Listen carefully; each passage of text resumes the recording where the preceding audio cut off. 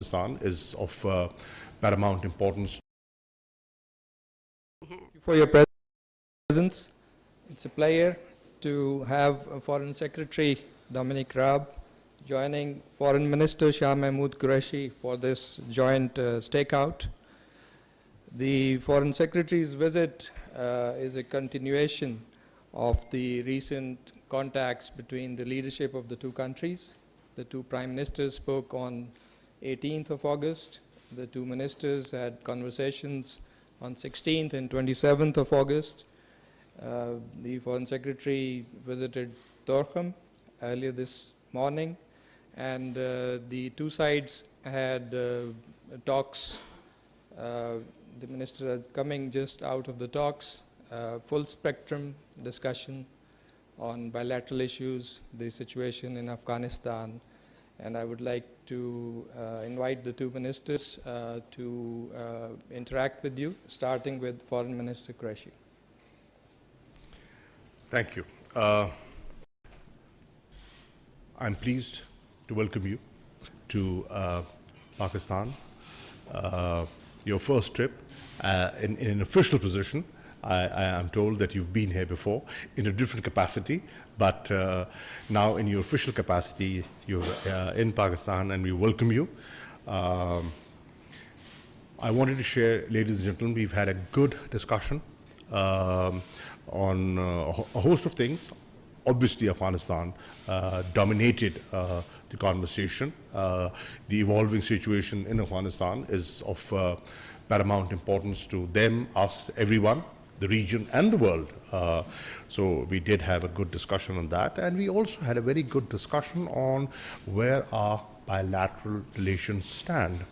And I'm happy to share that they are strong, they are valued on both sides, and we have fortunately now developed a platform called the ESD platform, the Enhanced Strategic Dialogue Platform, for further engagement and to have frank, candid discussions so that there are tangible outcomes from those discussions. I've invited the Foreign Secretary that the next meeting, the next review of that ESD should take place as soon as possible. We have to host it in Islamabad, and we will be happy to host you in Islamabad for that dialogue. And the idea is that through this dialogue, we upgrade our relationship to a different level, to a higher level. That is my desire. On Afghanistan, I shared my assessment with the Foreign Secretary of the evolving situation. Things are evolving. Nothing certain yet, but they're evolving. And we are both hoping that they evolve in the right direction, the direction of peace and stability. You want that, I want that, the region wants that, the world wants that. And so we are in this partnership for peace. I also shared what, in our view, should be the way forward. And I am happy to share that there's a convergence on the steps that need to be taken in the days ahead. We also had a discussion, and I pointed out the steps taken by the government of Pakistan, the tremendous progress made by Pakistan on the issue of FATF. Pakistan is very keen to get out of the grey list, and we have taken steps, legislative steps, administrative steps, and concrete steps that are being today recognized by the world. I urged the Foreign Secretary to be supportive to Pakistan on the steps that we have taken on that score. Red list. Obviously is an issue that has been discussed in Pakistan. I did touch on that subject, on how people feel about it, what needs to be done to get Pakistan off the red list into the amber list.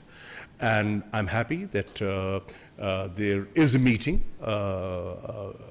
At the technical level, that has been arranged on Monday. Dr. Faisal Sultan will be representing Pakistan and putting forward Pakistan's point of view. And I've also suggested a number of steps that can be taken, that make both sides comfortable on how to deal and how to overcome this challenge and how to get Pakistan into the amber list. On the whole, it was a frank, candid discussion, and thank you for coming. Thank you very much. Well, first of all, can I say what a pleasure it is to be here in Pakistan, to have a very good, constructive, cordial meeting with His Excellency Foreign Minister Qureshi, both on Afghanistan but also the opportunities for the bilateral relationship, and I look forward to seeing the Prime Minister later on today. The bedrock, the basis of the UK-Pakistan relationship is very strong, and like His Excellency, the UK has desire, the will, and to take it to the next level. We also have very clear and shared interests in the future of Afghanistan. After the Kabul airlift, we evacuated over 15,000 people to the UK, which was unprecedented for modern times, certainly for the UK. And we're working together to continue the secure, safe passage for those who haven't yet made it out of Afghanistan, whether they're British nationals or indeed those who have worked for us. It was important to have the opportunity, and I'm very grateful to the government for making this possible, to go up to Torkham to see for myself the situation on the ground and talk to people on the ground and really understand it at that level. As for the UK, we're very mindful of the situation for Afghanistan's neighbours. We will be shouldering our humanitarian responsibilities. We've increased our aid budget for Afghanistan this year to £286 million, and we will also be supporting those countries who face the greatest demands for those who may be displaced in the weeks ahead. We've also sent a team, a 15-person rapid deployment team to the region as well, to make sure that we can help with the logistics, the practical arrangements that we also discussed for allowing people safely and securely to cross borders if it's into third countries to get back to the UK. And of course that's a way of easing the burden on some of Afghanistan's neighbours. I'm also pleased to announce that today we're releasing the first tranche of that extra aid money that I mentioned. We are sending up to £30 million of life-saving support to Afghanistan's neighbours, and that will include Pakistan, so that there is the money to provide the basics, the shelter, the household necessities, the sanitation for those who come across the border. We recognise this problem. We want to be part of the solution with such a key partner. We also stand by our commitments for Afghanistan's future, and I think there are a number of priorities that we discussed today. The humanitarian lifeline, preserving regional stability, holding the Taliban to the assurances that they made, making sure that deeds follow words, and of course making sure that Afghanistan cannot be used and will not be used as a base or a safe haven for terrorist groups in the future. We're building, and it's important for us all to work together to build an international grouping, coalition around these core elements, around safe passage, around all the other elements, strategic and otherwise, whether it's through the G7, NATO, we've had a recent UN Security Council resolution, and of course the regional partners are going to be absolutely key to forging a way forward. And Pakistan's support and role will be vital. And if we come together in that way, with all of those that are interested and want a positive way forward, we will be able to exercise the maximum moderating and positive influence on the Taliban. We have a shared interest in supporting a stable and peaceful future for Afghanistan, and I thought with a very good conversation we had about the common and the commonality of interest in how we pursue that going forward. We also discussed all of the bilateral issues that His Excellency raised. We listened, we understand the concerns on issues like the Red List, and all the more important that as close partners we really intensify the bilateral relationship, particularly with, I think, a big anniversary for our bilateral relations which is coming next year. Thank you very much, and it's a great pleasure to be here. Thank you very much. I understand the ministers have time for a couple of questions. Would you kindly introduce yourself while posing the question? A gentleman on the left side? Right side, sorry. Thank you, Mr. Foreign Secretary. Welcome to Pakistan. This is Naveed Siddiqui from Dawn News. I have a question regarding the red list. In the backdrop of red list decision, the relationship between Pakistan and the UK seems to be strained. Even the people of Pakistan are very much annoyed with this biased decision of the British government. How can the ties between the two friendly countries can be improved, sir? Thank you.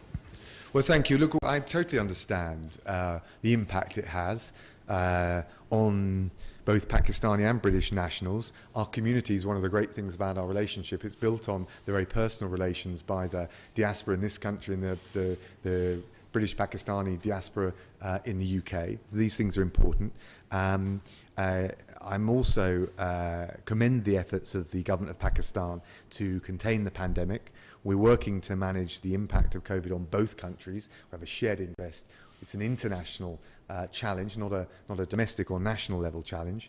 So we do understand that this is a sensitive issue and a difficult issue. We base our decisions on the technical evidence, the scientific basis, and I understand that that's often contested, which is all the more reason why it's, I think, good that the Pakistan's Special Advisor to Prime Minister Khan, Dr.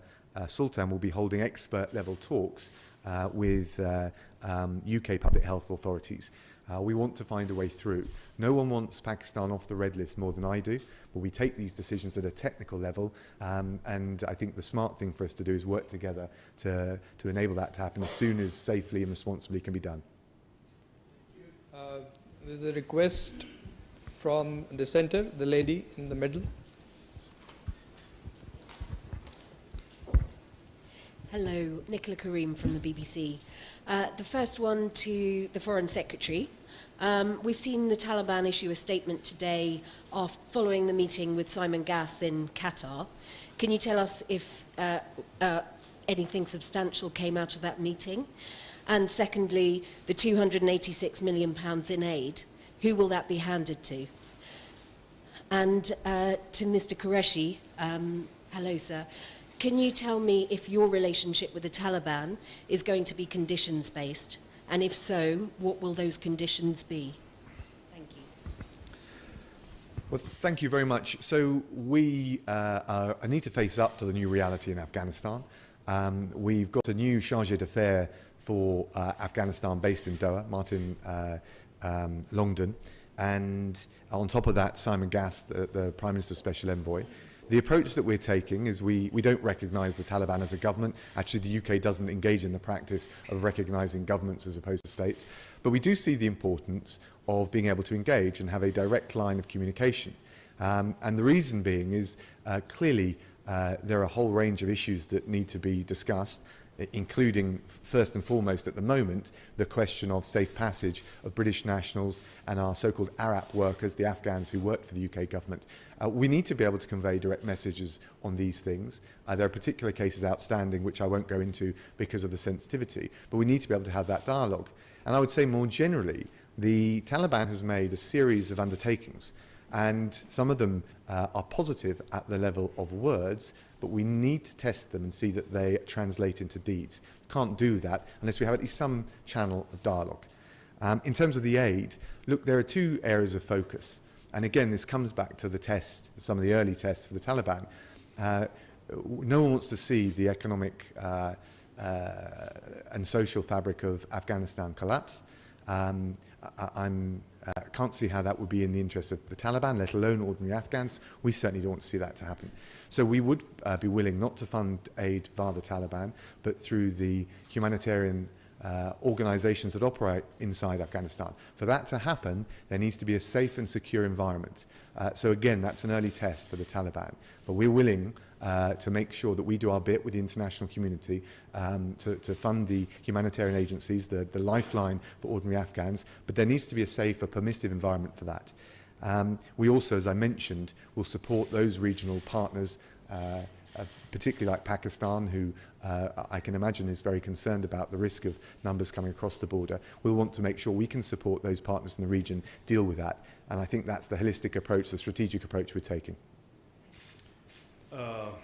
Responding to your question, ma'am, you said, will our relations be condition-based, right?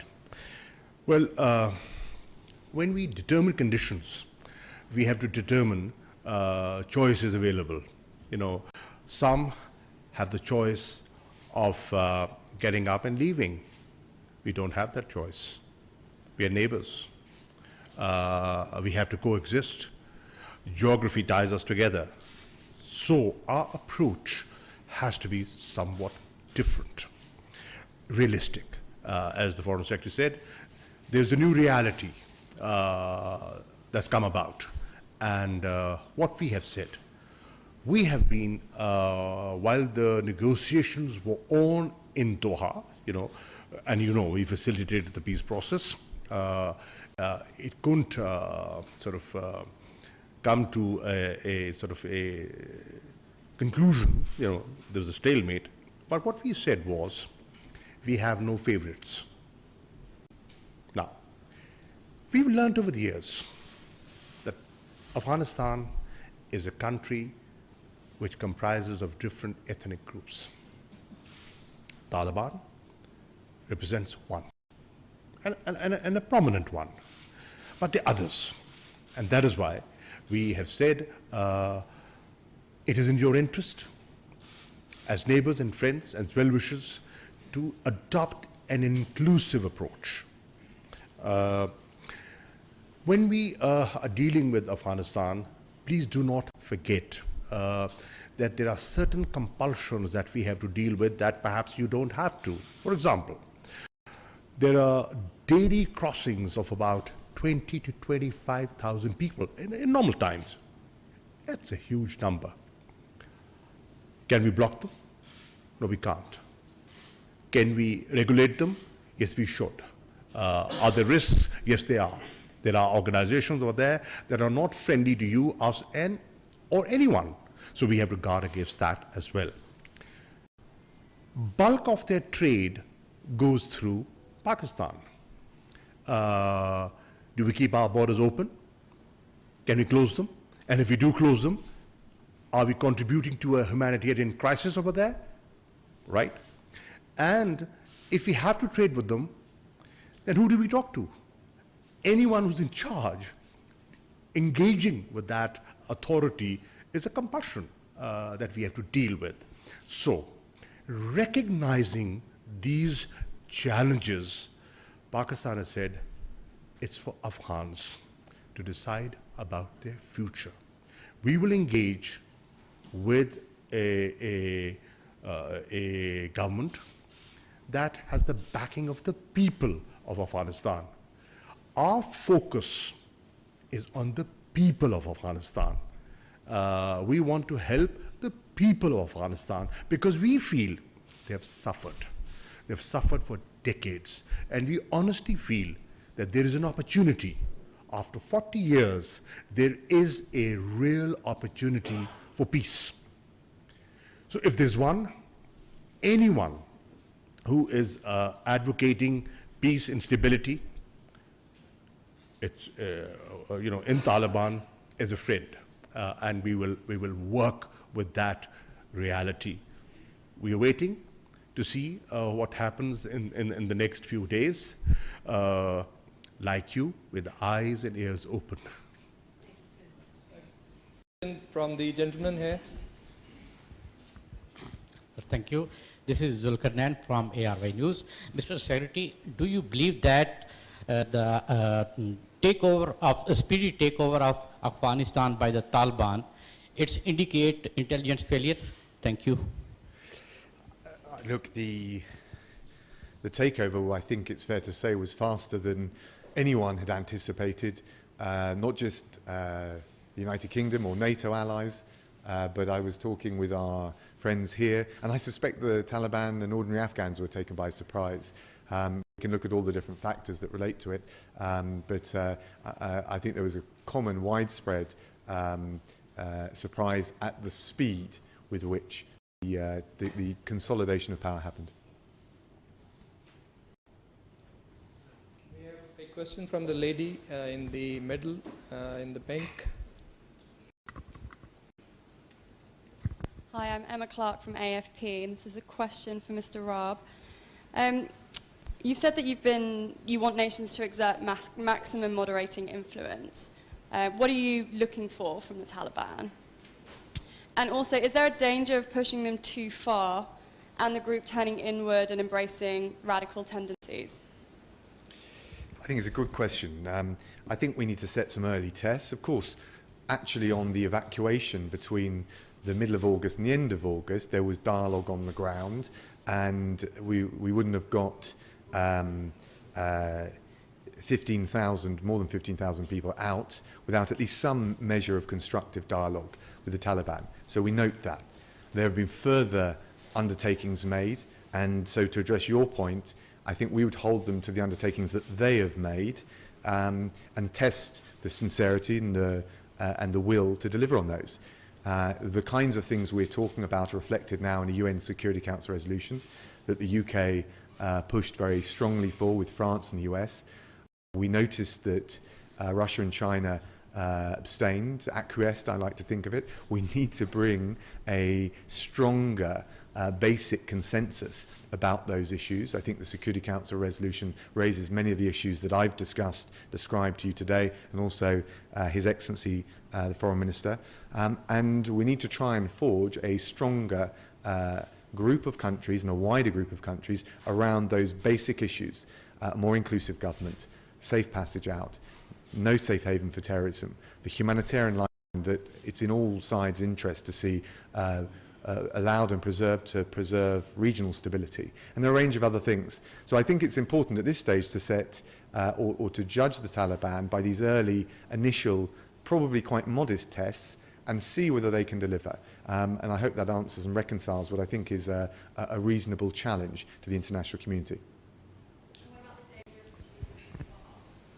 Yes, I think that's what I'm describing. If you said early tests based on what they have said they're willing to do, I think that's a perfectly reasonable approach. Any regime or set of leaders to undertakings they've made, I think is reasonable. Can we have a question from the gentleman in the middle? This is Zaid Farooq Malik, editor of the Daily Metro Watch.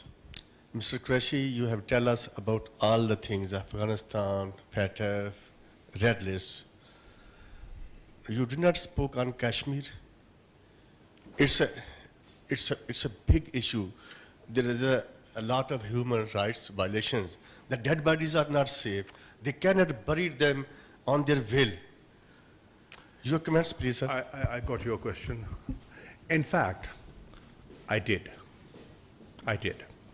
And I drew the attention of the Foreign Secretary on how Sayyid Ali Gilani's family was treated yesterday, the way his body was snatched by the security forces, couldn't even get a decent burial. That's a fundamental right, which the family and the old man at 92 was denied. And people feel very strongly about it. And what they do not realize, yeah, okay, you can stop that, but there will be funerals all over Pakistan. There's going to be one today in Islamabad. Every parliamentarian, every minister, the president, everyone will go there. You know, had you not been there, I would have been there, right? So you cannot suppress, human feelings and sentiments. So I did talk about that. The atrocities, yes.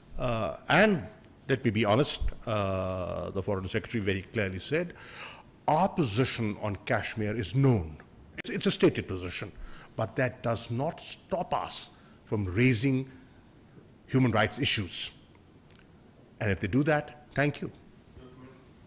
Well, you'll know the long-standing position of the UK is that it is for India and Pakistan to find a lasting political resolution to the situation in Kashmir.